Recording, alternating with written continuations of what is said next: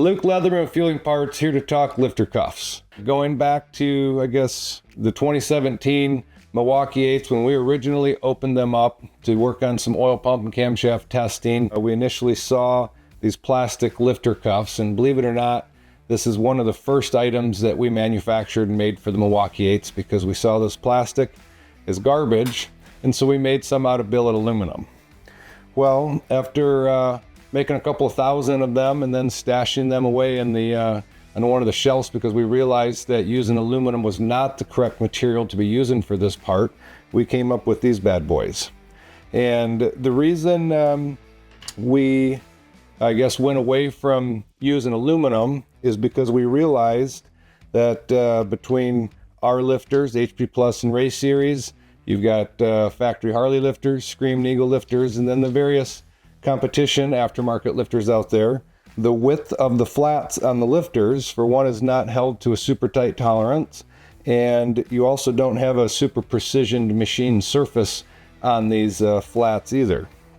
And so one thing that the aluminum allows it to do, allows the lifter, for one, being the lifter cuff is made out of aluminum and the lifter is out of steel, you have to have some leeway, you need to have some clearance in there.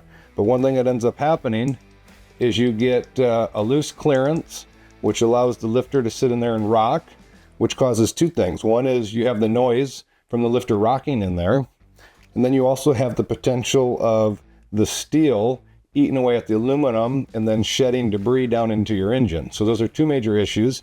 But going back to the rocking, the major issue is now you've got a lifter that's in there rocking back and forth. Naturally, a roller lifter wants to roll off the camshaft, which is why we're using lifter cuffs in this engine. Or look back at the twin cam, you had roll pins that were used in there. However, when that lifter is rocking back in there, even if it's a minuscule amount, it's very abusive on the roller. And we've definitely seen our share of aluminum lifter cuffs accompanied with lifter roller failures on lifters just because of the rocking on it.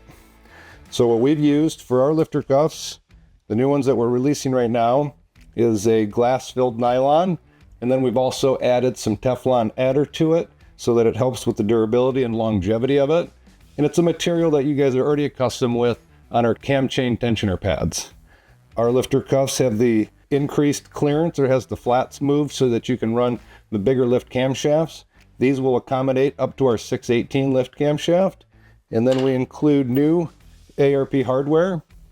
I think everybody out there that's played with these is familiar with how hard it is to get the factory bolts out. So we include new high quality 8740 steel ARP bolts. And then we have Nordlock washers that we include. And this allows you to get a true good torque out of the bolt. We torque these things to an 8 foot-pounds, which is 96 inch-pounds. So we definitely believe that this is a far superior product over using aluminum.